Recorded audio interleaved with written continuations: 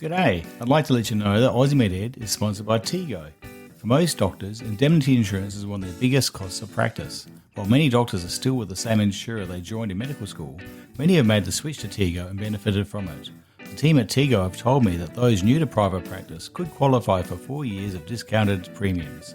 To find out more about Tego, visit tego.com.au. That's tego.com.au.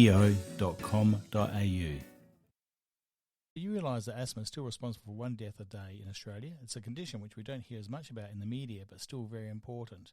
Today, we're going to discuss asthma. Good day and welcome to Aussie Med Ed, the Australian Medical Education Podcast. A program born during COVID times to emulate that general chit-chat and banter around the hospital with the idea of educating the medical student and GP alike. I'm Gavin Nimon, an orthopaedic surgeon based in Adelaide, and it's my pleasure to bring Aussie Med Ed to you. And in this series, we've taken a different approach where we ask consultants specialising in their area to address a particular problem and answer the questions on how they would both assess and treat that condition from a medical student or general practitioner's perspective. Once again, welcome to Aussie Med Ed, and I hope you enjoy the podcast. I'd like to start by acknowledging the traditional owners of the land on which this podcast has been produced and pay my respects to the elders both past and present. Good day and welcome to Aussie Med Ed. Today we're going to discuss asthma, and I'm lucky enough to be joined by Dr. Jonathon Polasek, Head Respiratory Physician at the Queen Elizabeth Hospital, who's going to discuss this condition and how it's changed over the years since I learned about it at medical school. Asthma remains a very important condition and still responsible for death each day in Australia, but he's going to discuss how the new treatments actually reduce the amount of presentations to the emergency department. Welcome, Dr. Jonathon Polasek. Look, Gavin, thank you very much. Asthma is a disease which is slowly disappearing. But yes, you are absolutely correct. It does cause deaths, much less than it used to do, although I don't have the statistics in front of me, because we've got much better at treating it over the last 20, 30 years. It still accounts for about 10% of the population, and women tend to be a little bit more than blokes, and obviously it increases as you get older, and there's different sort of presentations of it, and we probably think that asthma is a wide range of phenotypes, and different asthmas respond to different treatments.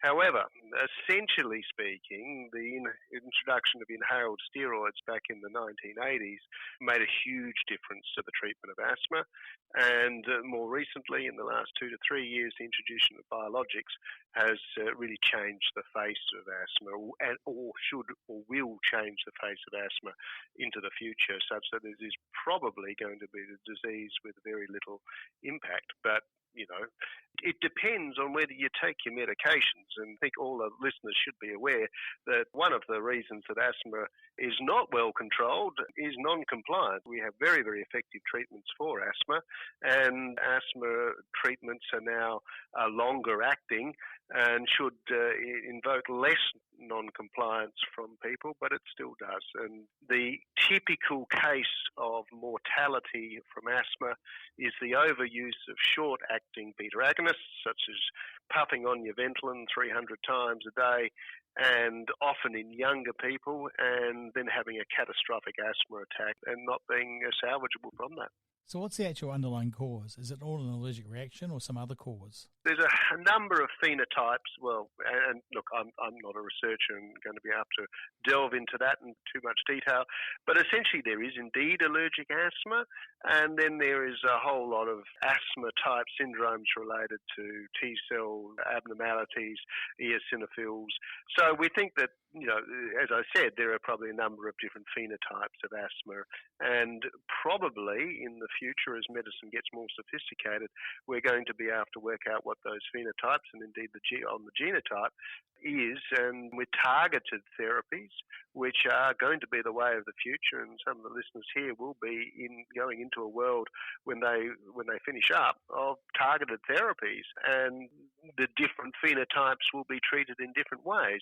And the sort of blunderbuss manner in which we treat a lot of things, don't worry, Gavin, you'll be all right with the orthopaedics though. That'll remain unchanged. But a lot of medicine is going to be focused particularly on targeted therapies for people. So would the classification be based on those phenotypes, or is there different other types? So yeah, look, there's going to be. I don't know, but I mean, broadly speaking, we split it up into things like early onset asthma, late onset adult asthma. Yes, there is atopic asthma, and in our current clinical way of sort of classifying things, we tend to put them into these broad categories, and we're not anywhere near the stages of being able to be a bit more specific, which is sort of largely true, but what is becoming more, the first step of the path to targeted therapies is now they're looking at IgE and eosinophils with the idea of trying to reduce both of those with biological agents, which is, as I said, a first step on the way to more complex targeted therapies. So how would you start off investigating a child or a young adult who you think has got asthma?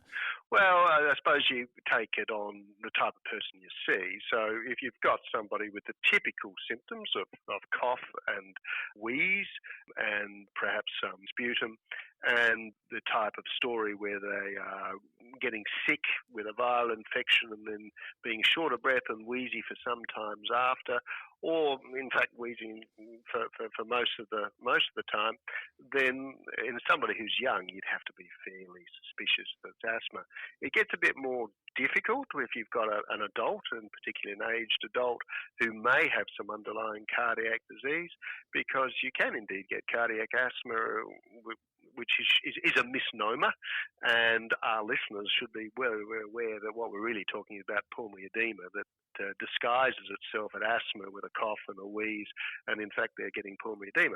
So the base level for treating asthma these days, the introductory way of, well, not treating, of investigating asthma, should I say, is obviously demonstrating that there is an improvement in the amount of air that is being expelled in 1 second from a pulmonary function test. And this is the measure called the FEV1, and essentially we get people to blow out as hard as they can for as long as they can, and then we standardise a large number of normal people, so we've got an idea of what is normal. And in this particular laboratory at the Queen Elizabeth, not only have we done that, but now we have a lot of standardised numbers which are taken from the different races. For instance, Asians tend to have less pulmonary indices than the Westerners, and so that is now adjusted for some racial origins. And what we're looking for is a 12% improvement in the ability to blow that air out, because asthma is an obstructive disease, and we are looking at an improvement of 12% or greater, and which also has to be greater than 200 mils, and that is diagnostic essentially of asthma. And by giving somebody some salbutamol, some short-acting bronchodilator, and we get an improvement of that, then we would classify that as asthmatic. So from my memory from doing respiratory function tests when I was an RMO, I believe you had a volume capacity you had to expel, and also the speed at which it came out, and also the shape of the graph that was produced. Are they still the three main figures? Look, absolutely correct. For an orthopod, you're very well informed, Gavin. So, exactly. So what we're looking is a percentage improvement in the amount of air that comes out in 1 second, as well as a absolute improvement of greater than 200 mils. And the shape of the curve is important in giving a bit of an idea, but we don't quantify it.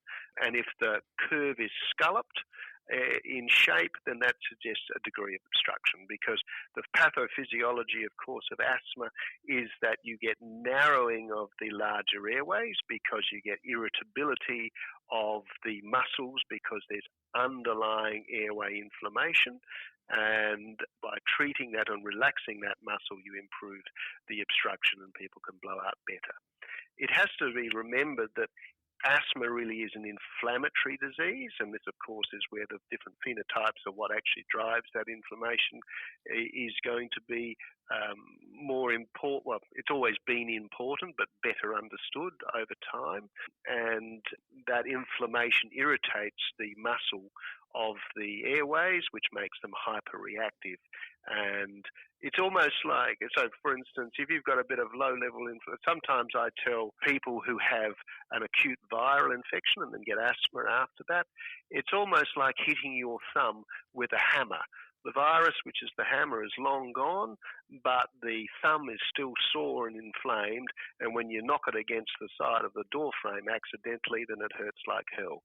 And so asthma sort of tends to behave in that type of manner. So sometimes the inflammation can be extremely low and people don't have any symptoms, but then something sets it off and there's a low-level inflammation that occurs. And then, for instance, after your viral infection, you breathe a whole lot of smoke, which you might not be normally reactive to, and like hitting your thumb against the side of a door jam, it creates the discomfort, and in this case, it's going to be sort of spasm of the muscles of the airways. I'd like to let you know that Aussie Med Ed is supported by HealthShare. HealthShare is a digital health company that provides solutions for patients, GPs and specialists across Australia.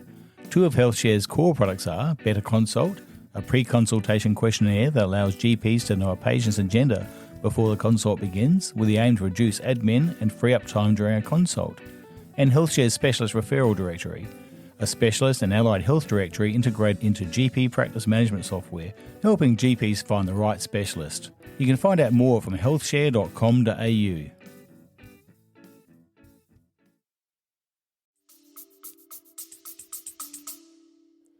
Excellent. So the diagnosis is based upon the history, the symptoms of wheeze or cough or a bit of production of sputum after perhaps a cold or after exercise or in the cold weather. Then they're investigated with respiratory function tests. Are there any blood tests you may do as well? You mentioned testing for IgE and things. Are they part of the routine tests? Or? So at the moment, what you're trying to do is you're trying to reduce that long-term inflammation. And the long-term inflammation for the first part of that is causing that acute reaction if it gets irritated further and causing that bronchospasm. The second part of this problem is that over a long term and you have inflammation that is continuing to brew along in the airways, is you get the formation of scar tissue. And it's called remodeling of the airways. And over an extended period of time, that means that remodels the airways so that you get chronic, irreversible obstruction. So it doesn't happen with everybody, but there is a risk, and that's you then chronic obstructive airways disease. So that's one of the things that we want to try and avoid. So we have two main ways of treating that inflammation, and the one that is most well known is obviously the preventer inhalers. So the Ventolin that we just talked about is an acute adrenaline-like inhaler, and of course adrenaline was used in the old days in asthma, but salbutamol is a selective adrenaline-like inhaler, a beta agonist, and it basically affects the smooth muscle and dilates the smooth muscle, relaxes the smooth muscle and dilates the airway, should I say. The better option is to try and reduce the inflammation in the airways and obviously prevent irritable muscle that will cause asthma or a long-term remodeling of the airways. And the way it was done in the old days was giving people prednisolone or another type of steroid. And this would be fine for the airways and improve the airways terrifically. But steroids, long-term, are a very nasty drug for the body, and apart from osteoporosis and cataracts and diabetes, they're in fact extremely toxic. So at some point in the 70s and 80s, people worked out, or probably before that, how to deliver that directly, topically to the airway. We deliver steroids topically to the skin. So at some point, someone said, okay, well, let's put this in an inhaler and see if we can dump it directly onto the airways.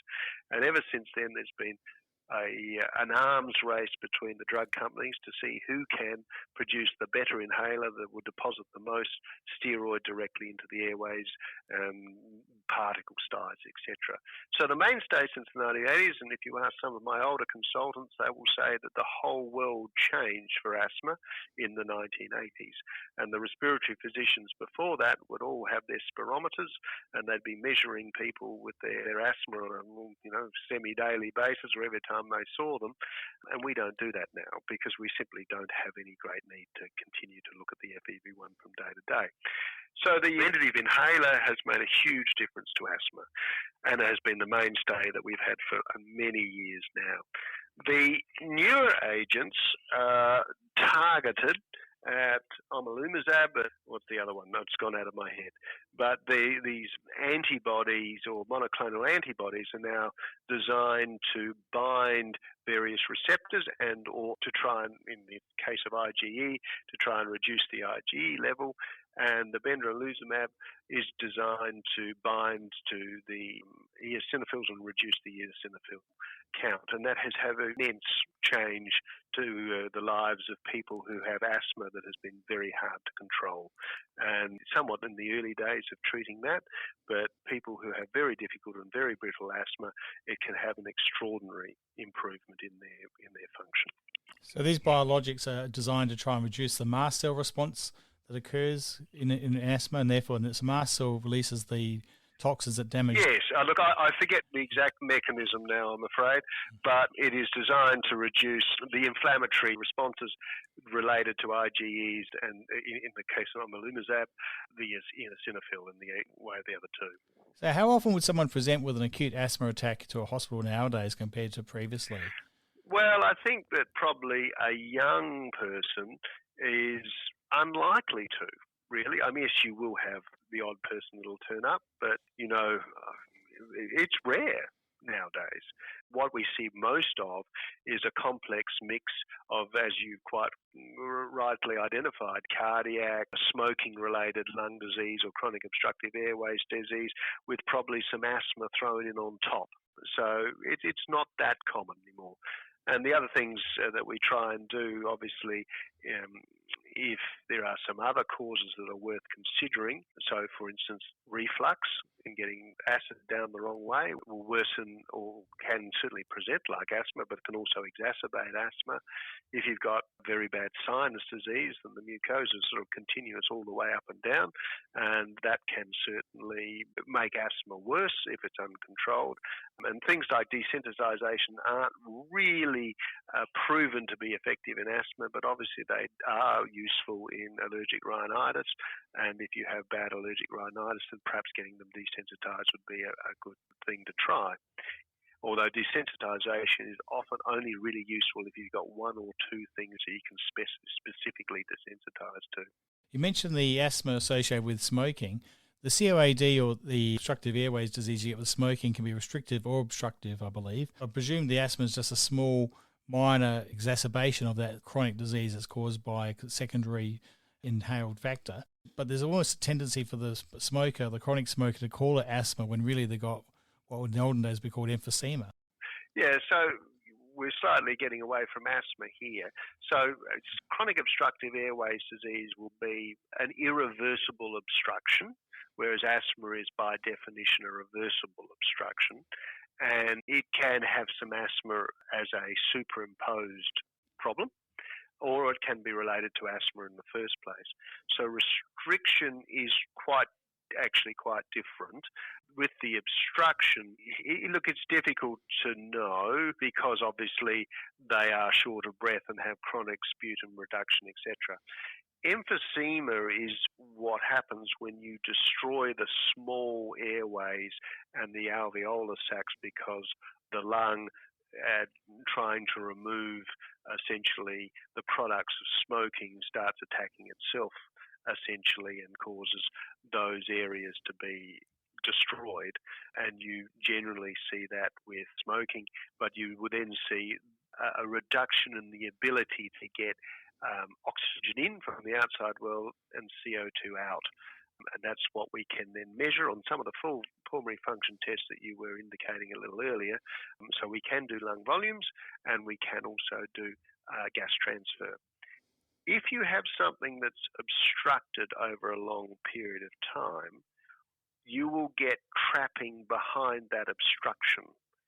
So If you have very bad asthma over a long period of time and the air doesn't get out and you overstretch these airways and damage these small airways and the sacs, you will get a lot of extra volume, an extra residual volume in those lungs, which becomes then hard to do physical activity, and particularly if you have something called gas trapping. But I think we're getting a little bit away from the basis there, Gavin. So asthma can lead to some COAD conditions with the chronic obstruction, and chronic smoking can have some asthma, mild in flare-ups associated with it. Yeah, absolutely. Yeah. And what about the acute attack? What's the mainstay of treatment if you get someone comes in who's non-responsive to a puffer? Sure. The acute attack of asthma can be very, very frightening. The intensive care management of very severe asthma can be very, very frightening.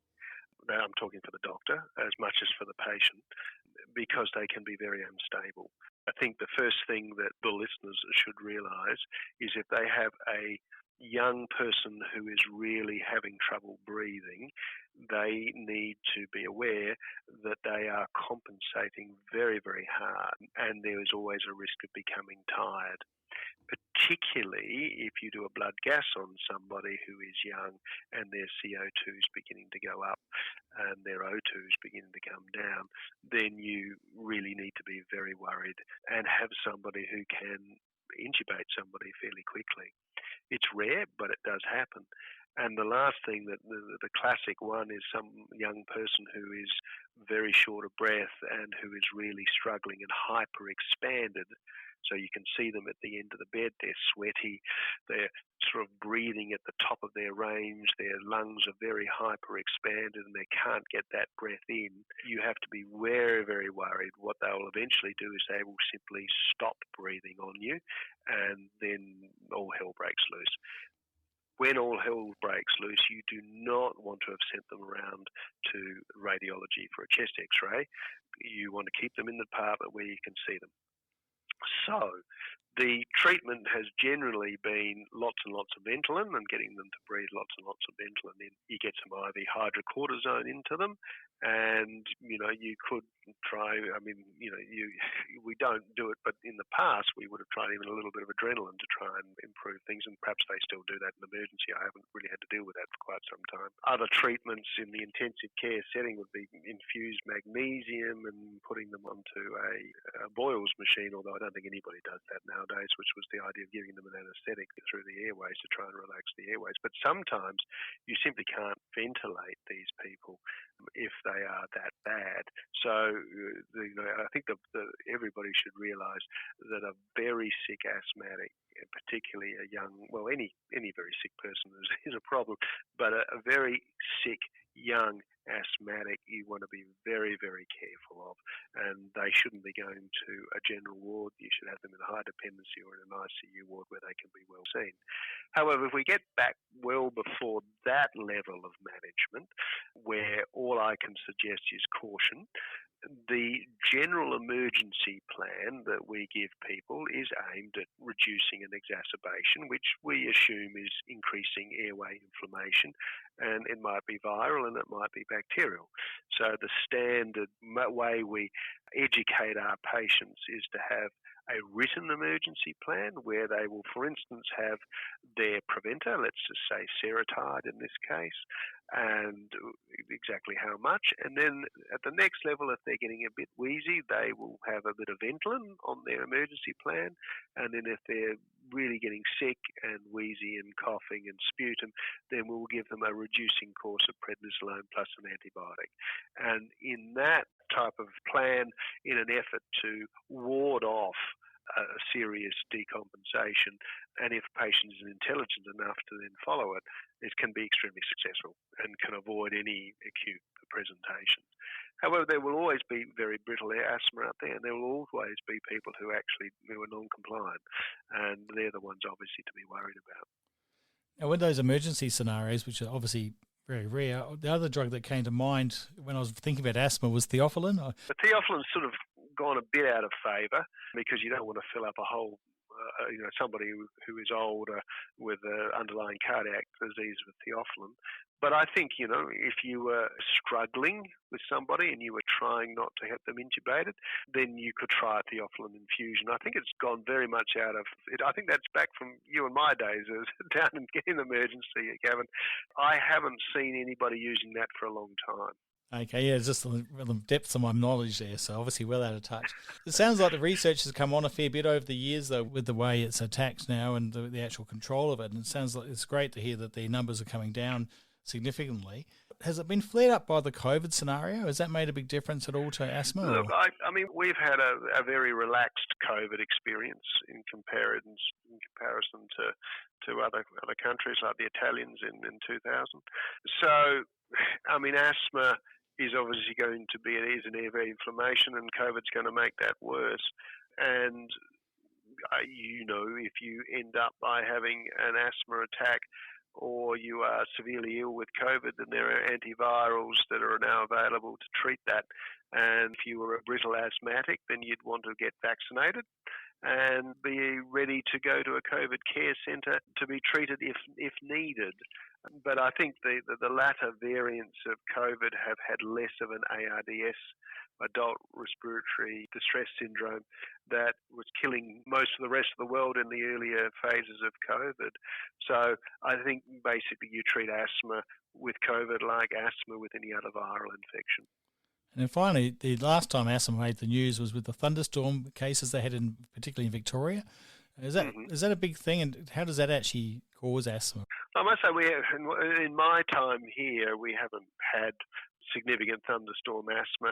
As I understand it, what you're seeing with thunderstorm asthma in quite rural communities where there's lots of grains and pollens is that and in an appropriate environment where thunderstorms can scoop up before the rain large numbers of pollens and put them into the clouds, whether then they get wet and then burst into spores and then come back down with the winds before the thunderstorm.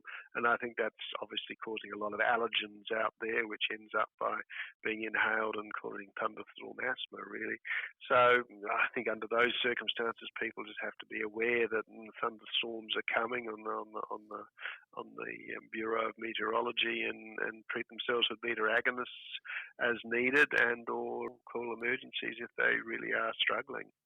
And do you think asthma will end up being like you probably implied it probably is actually a genetic type condition? Some families are more prone to it than others, and look, it's hard to know, isn't it? I mean, there's obviously going to be genetic predispositions to a certain type of phenotype, and then there might be something that you've been exposed to that, for whatever it does to the immune cascade, tends to trigger it, or in the environment that you happen to be living in has mold or something that exacerbates it. I think it's always going to be a sort of combination of those type of things, and we will have probably different types of inflammatory pathways that eventually trigger a similar type of response, which we call asthma, but there'll be a wide range of paths to get to that. And I'm assuming that, over time we will delineate it. And I think there's enormous change in how we treat a huge number of medical conditions with these monoclonal antibodies, and is sort of changing the way we're going to do medicine. The other thing that's going to change the way we do medicine, and I can't talk to you about the research, and that is the RNA. It's been pioneered with the COVID vaccine as a way of delivering different therapeutic options to cells. And I can only see this type of thing accelerate, not slowing down. And I think we're going to be seeing in 50 years' time a very different medicine than what we've ever seen.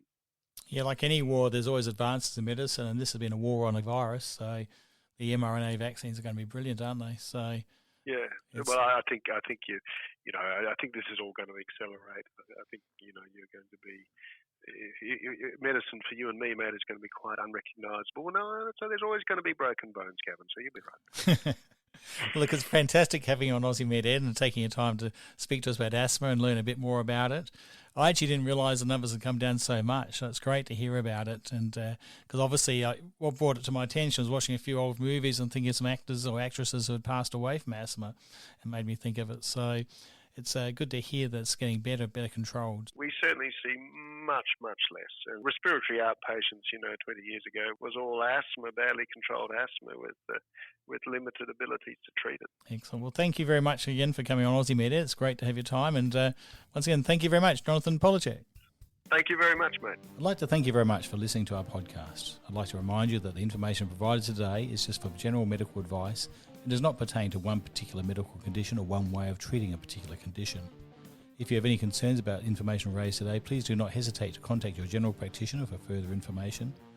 We hope you've enjoyed the podcast, and please don't hesitate to give us a like or tell your friends about it or give us a positive review. We look forward to presenting another podcast to you in the near future on a different topic. Until then, stay safe. Thank you very much.